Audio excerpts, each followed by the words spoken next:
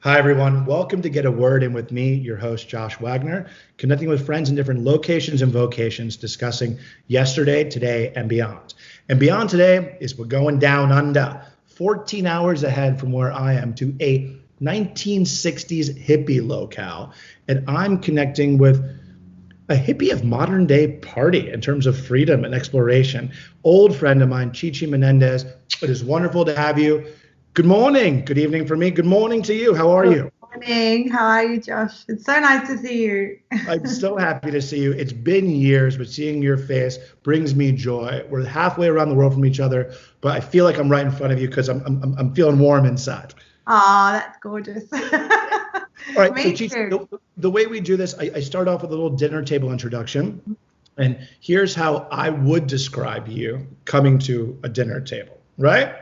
Dinner table introduction, Chichi Menendez, an expert in creative communication, an artist, creative director, photographer, a founder of Nowhere Stories, which we'll get into in a little bit, 15 years creative director in Paris, an event designer for Le Baron La Clique. This woman has literally thrown some of the greatest parties that you were ever at or heard of.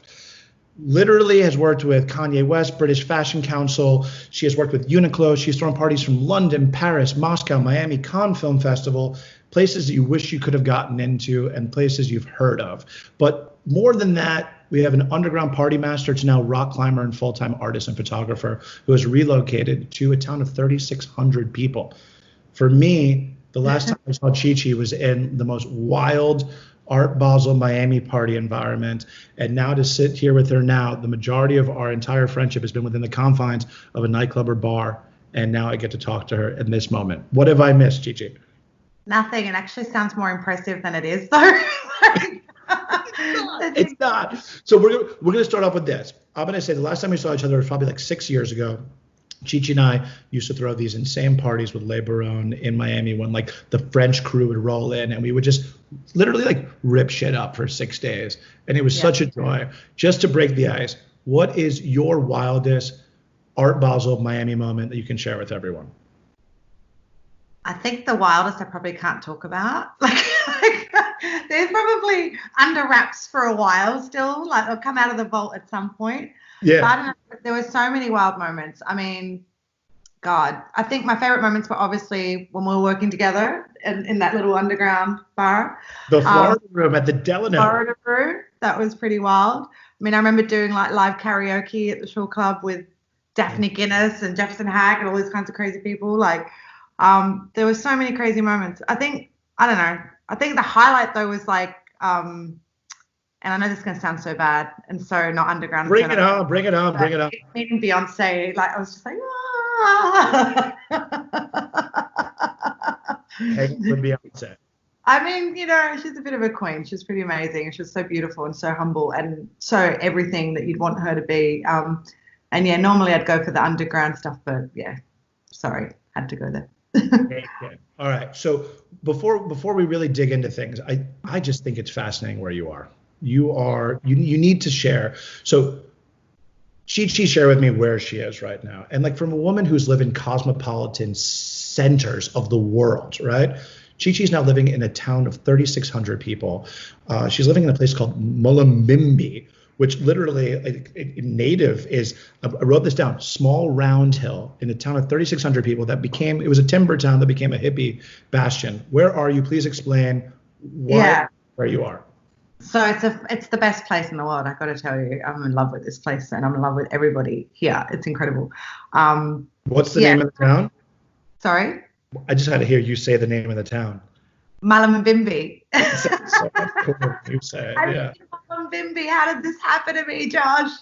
I don't know how this happened, but no, actually I do know how it happened because I was on a bit of a crazy mission last year and I decided that I needed to go on a pilgrimage of sorts to the desert. So I bought myself a van and decided to go on a little road trip. And I was going to get to the desert eventually, but I ended up kind of coming up here. I'm on the northern rivers of Australia, so kind of near Byron Bay.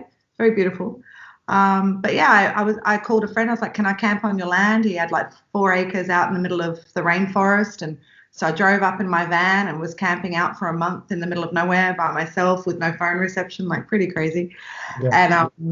and really loving it, actually, really loving that sort of space and time. And I ended up just meeting all these incredible people and decided to not go home. So from what was like a 1 week adventure, 2 week adventure, I kind of moved here. So, what was that moment you're like, I'm going to stay here? I think what happened was because Mullumbimby, is a really special place because a lot of sort of the hippies in the 60s came up to live in this area in Byron, Nimbin, sort of. So it's a kind of the last frontier of freedom, you know, in that sense. It's people living up in the hills, people living off grid, people that have built houses in the most wild ways, you know, fairy houses, all sorts of crazy things. Yeah. And so it's really unique. And so I can't remember what I was going to say, but there's been, I've seen the news. There's been some big news out of your small town globally. I mean, when I see you 5G, when I say to you coronavirus, like there's a lot happening in your town right now because you have a lot of process.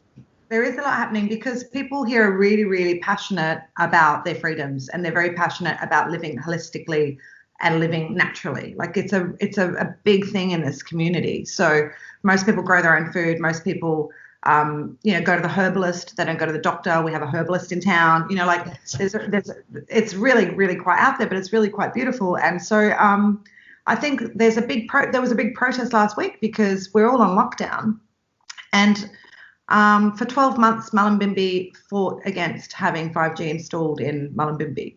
So they were, you know, pretty hardcore about their protests, going to government, council, and, you know, they had a council moratorium, which meant that it was illegal for Telstra, the phone company, to come in and upgrade this tower. Yeah. So there was a written legal document, a moratorium stopping this. And they came anyway to do it. And so it was outrageous to these people in this community because it was a democratic right. They'd fought for this right to speak up and have their wishes heard. And this corporation just came in and decided that they were just going to do it. So last week it was pretty wild because there was like social distance protests. Everyone was on the street, 1.50 meters apart. And like a town of 3,600 people protesting against 5G. Yeah. And, you know, people getting arrested and all sorts, and trying to maintain social distance and being told they had to be exercising. So people are running on the spot trying to protest. You know, it's like really wild and crazy stuff.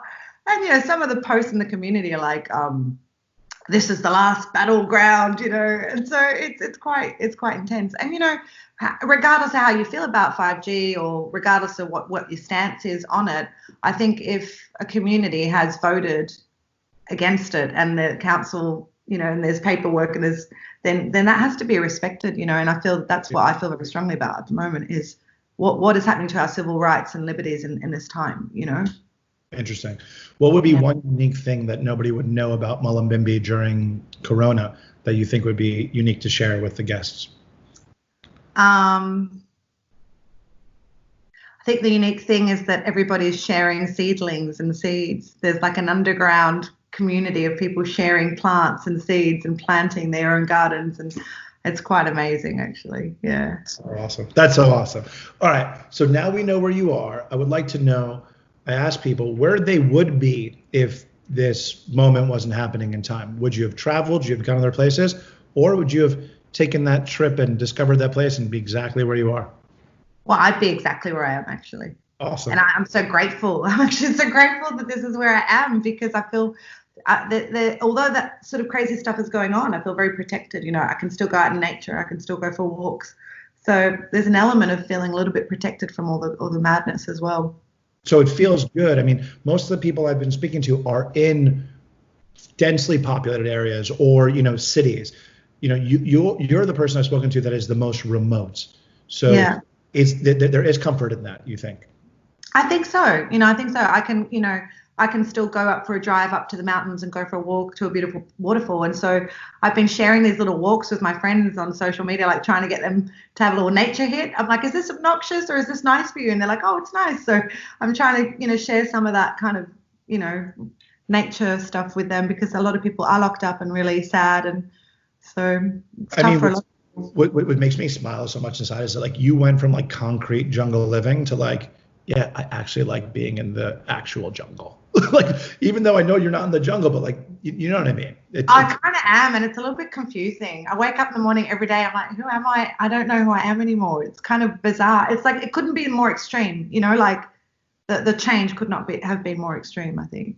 Well, I think a lot of people are asking those questions, and I think we'll get into more and understand where your mind is, because I've got some rapid questions for you that you have no idea about. Okay. And I'll try to get Chi-Chi a little bit frazzled. Chi-Chi, the next part I like to call is rapid fire. I'm going to ask you some questions you don't know about, but we're going to get into them. Are you ready to see if you can get a word in with me? Yes. What is your dream place to climb? You're a climber, a rock climber now. Dream place to climb? Yosemite, the El Capitan. Jesus. Yeah. How many languages do you speak, and how many countries have you visited?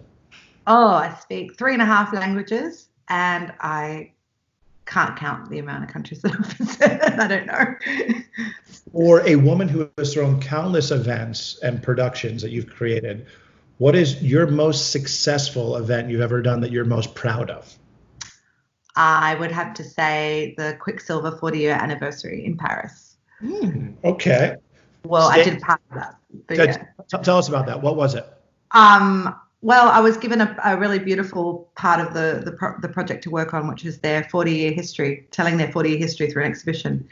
And so I got to deep dive into all their stories and 40 years of like material and clothing, and I created an interactive exhibition. So traveling through time through these sort of teenagers' bedrooms with all their like, each room was a decade. It was really exciting and really beautiful and really, really great. Yeah. I remember my Quicksilver sweater when I was a kid. It was gray and it had the amazing logo with like the pink neon underneath it. I remember that really well. Wow, crazy. Yeah. Next thing, in terms of events, what are the key ingredients for you to create a successful event? Wow. Okay. Lighting. I'm crazy about lighting. Good lighting, so important. Good music, so important. Having the right music, the right energy. Having the right mix of people. I think having a diverse mix of people makes an event so much more interesting. And I think designing spaces within an event that have different purposes for people to interact in different ways. And I think a good concept, a good solid concept that ties everything together, Yeah. So the music, the lighting, it all makes sense. It all talks to each other. I think that's really important. I think, to you saying that, we've produced events differently. I think, that feeling of being a puppeteer and like sprinkling stuff when people don't know what's going on, like everything you just said are the things that like you and I may obsess about. Other people are like, oh, it feels really good in here. Yeah, no shit. Like someone thought about this. Yeah. All the thought that's gone into it, but then it's just little subtle, it's very sort of subliminal, isn't it? It's like, oh, I'm going to make you feel good like that because I'm going to put that little music on there, and sort of.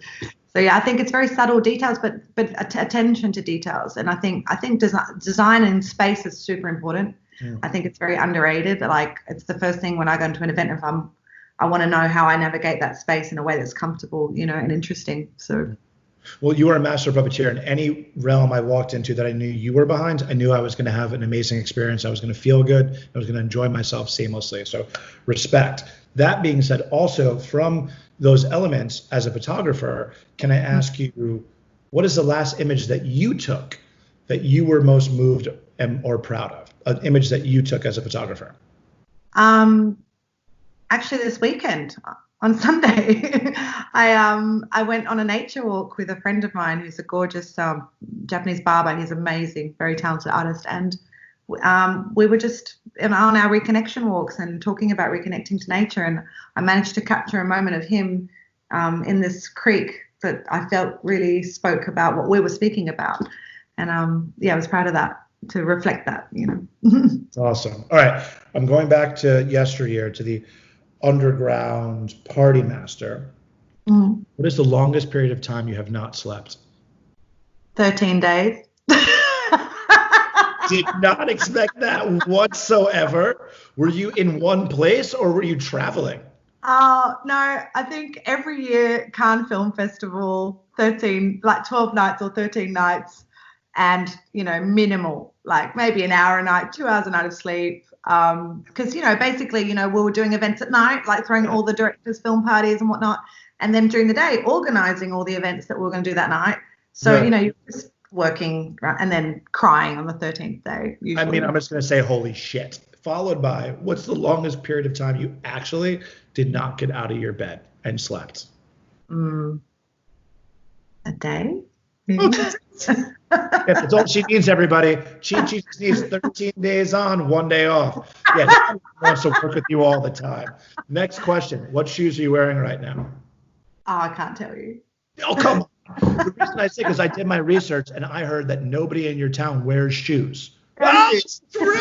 No one's wearing shoes. You're in a little town in Australia where no one wears shoes. Okay. I did more of my research. For those who don't know, I would like to ask, because this is a passion of Chi-Chi growing up, who is your favorite 3D artist? 3D. Who's your favorite sculpture artist? Oh, that's so hard. I can't believe you did this to me. That's go on really to the brutal. question. Okay. Well. Yeah, go for it. Favorite sculpture? Favorite sculpture, La Pieta in the Vatican, Michelangelo. Beautiful. Okay. Where's one place you long to return? Miami. Art Basel, here I come. Okay. What do you seek in subject matter when it comes to photography? Connection, interest, a unique beauty. Yeah.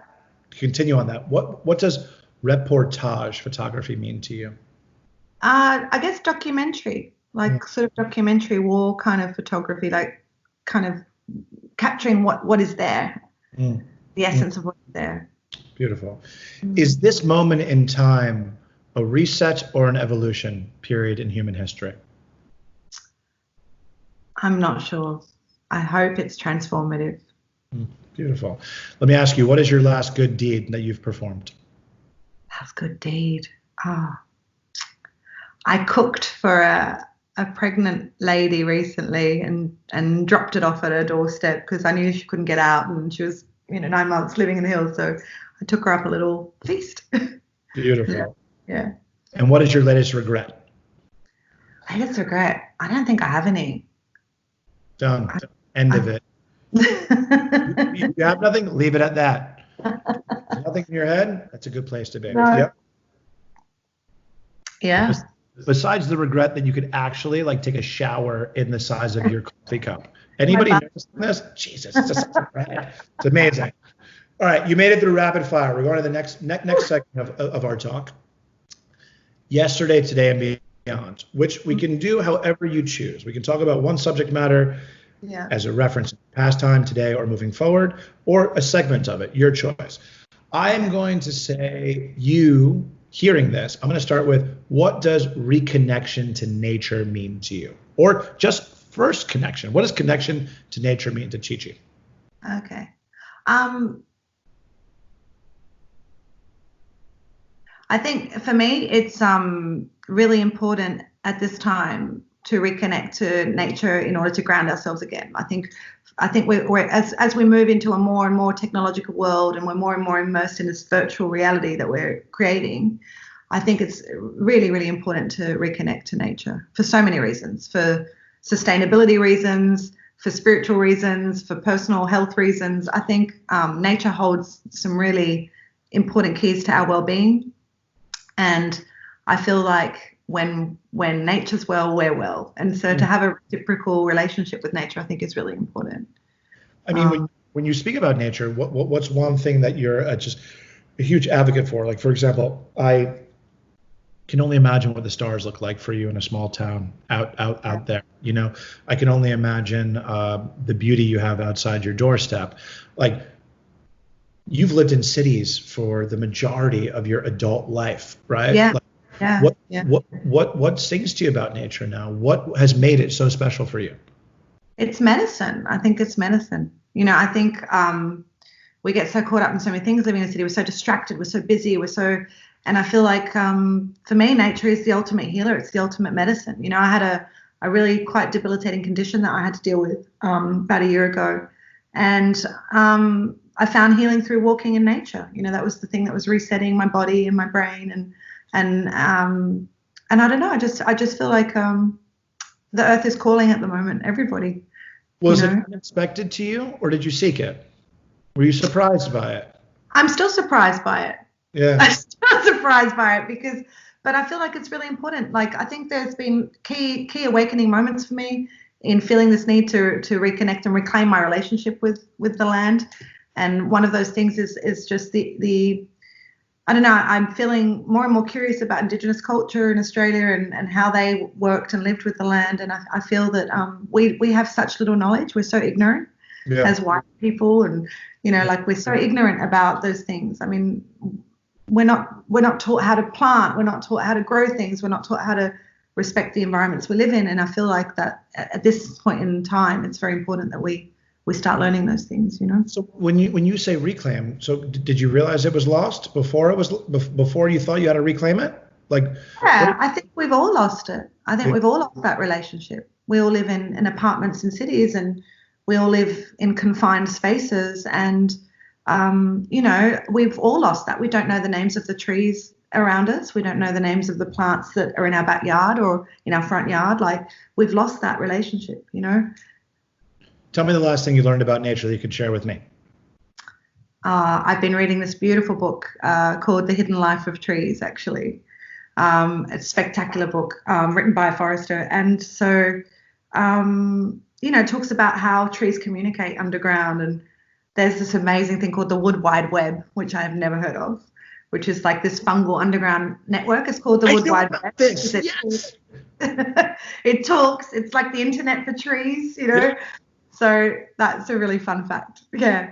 It's real life Avatar. There is a world of connectivity, especially through fungi, and mushrooms are fascinating. Amazing. Yeah. Okay. And especially underground. There's a lot of underground world. I read this beautiful book last year called Underland by Robert McFarlane, and he goes into these underworlds and underlands, and it's pretty special. Yeah.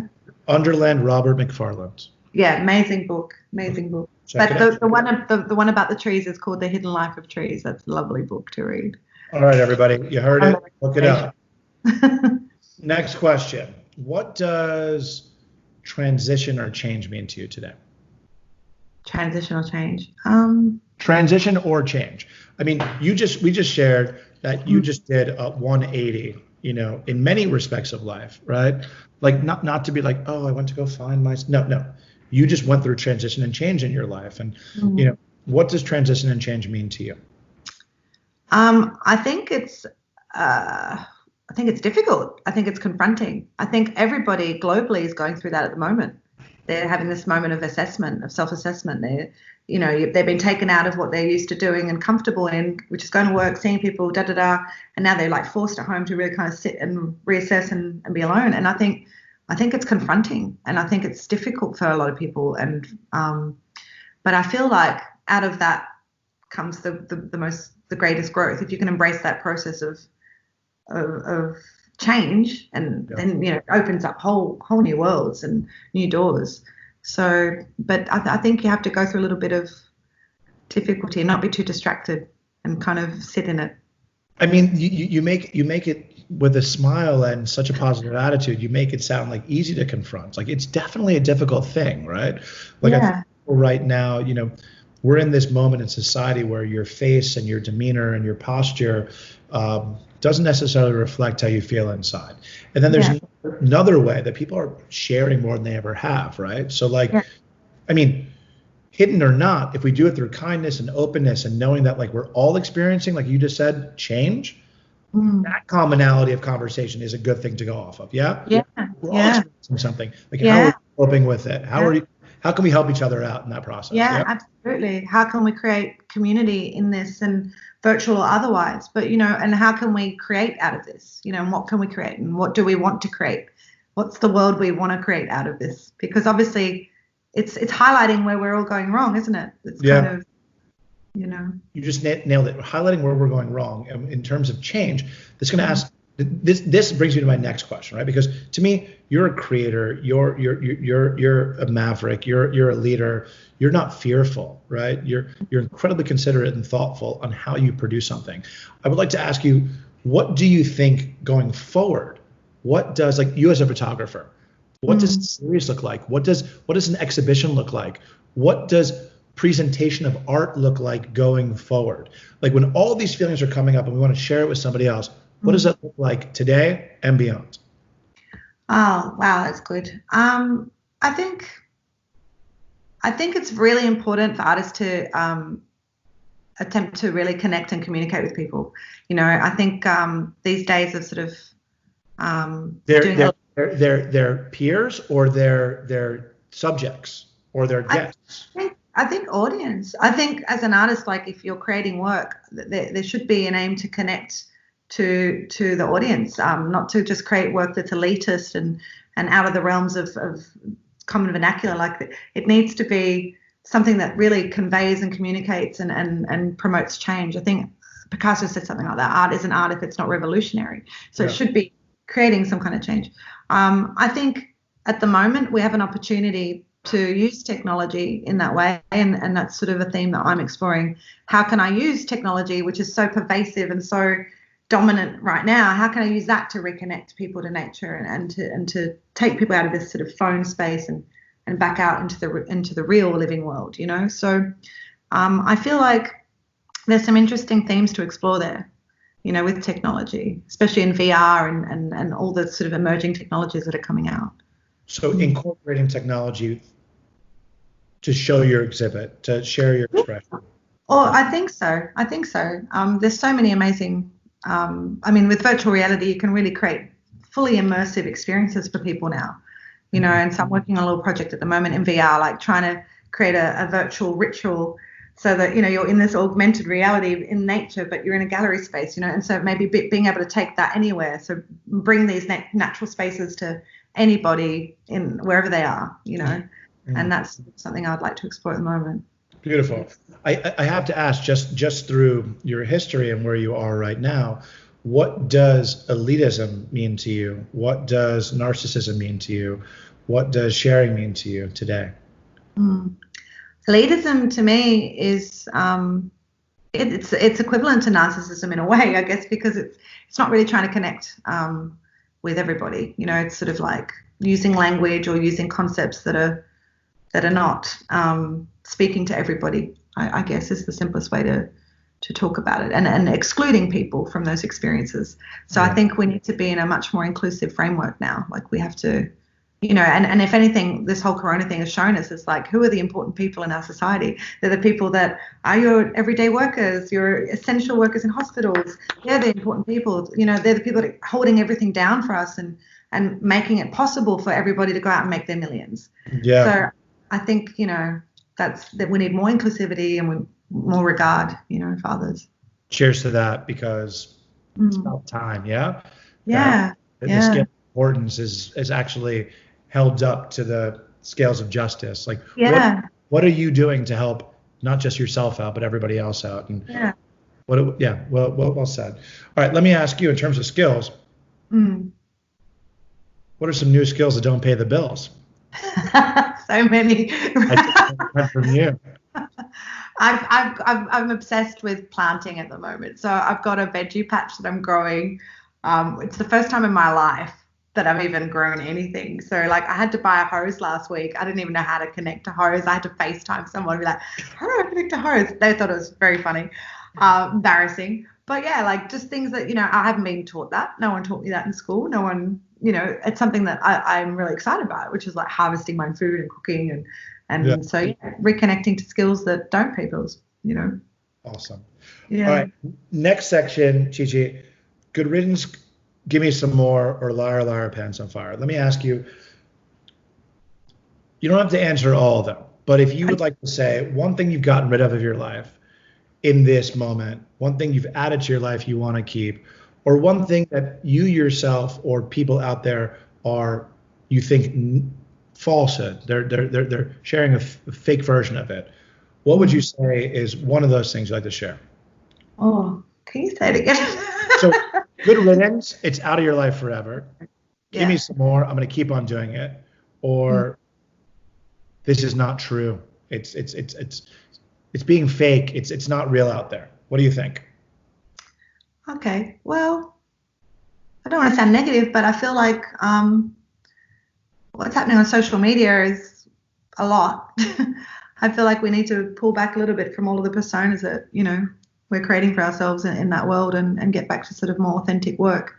I feel like that's an issue, but I feel like, yeah, we can only do that if we get very real with ourselves and if we, I don't know, I mean, create better work, instead of, and what I mean by that is like, this sort of influx of constantly having to feed photos and things and put things out there that diminish the authenticity of our work, No, see, like what you just said to me just like really hit a chord, because better work, yes, like it's so easy to throw things up, right? And it's so easy to be fearful to throw things up, and it's so easy to point fingers at things like better work, right? Like intention, the right messaging. Sadly, people point fingers and say, I'm not about that. How about don't point a finger? Yeah. Welcome it in first, digest it. Like better work. I love that. There's better work is necessary right now. I'm slowing it down, slowing everything down a little bit. I think we're going too fast. Slow. That's what I'm embracing, slowing everything down, so. That's why you guys don't want 5G in your town. We don't want fast internet. We just want to be chill. We don't want to have to work that hard. Right, so better work and slowing down. Amen to that. So let me ask you to close out. I love talking to you, and I love hearing your perspective, and I love hearing where you are in the world right now. Coming from Paris to going to a 3,600 person town in Sydney, outside of Brisbane. It's an adventure. It is an adventure, and thank you for sharing part of yours with me right now. What would be your word? What would be your parting word to share with everybody, that what you're experiencing in this moment in time that you'd like to share with people? I'd like everybody to embrace this time, actually, that they're living, because I feel it's a very unique time. You might never get time to have time again, and as difficult as that might be, like really embrace what you can explore in this time and use the time wisely. Yeah. Perfect. Chi, check us out. I'm not wearing shoes either. Keep your shoes off. Yeah. Keep feeling the earth. No shoes movement. Right. I'm so happy that you took the time. I just want to say thank you. Thank you so much it's been so beautiful talking to you. And I actually miss seeing your face in real life. Oh, I want to give it a squeeze. And it was so funny because Chi and I also share wet hair is down. If you talk to us for a couple hours, it just grows. It gets bigger as the day goes on. So happy to see your face. Thank you. I'm just wording with me. And bye. Hopefully we'll be seeing each other soon, okay? Bye. Thanks, Chi. Bye. That's it. Bye.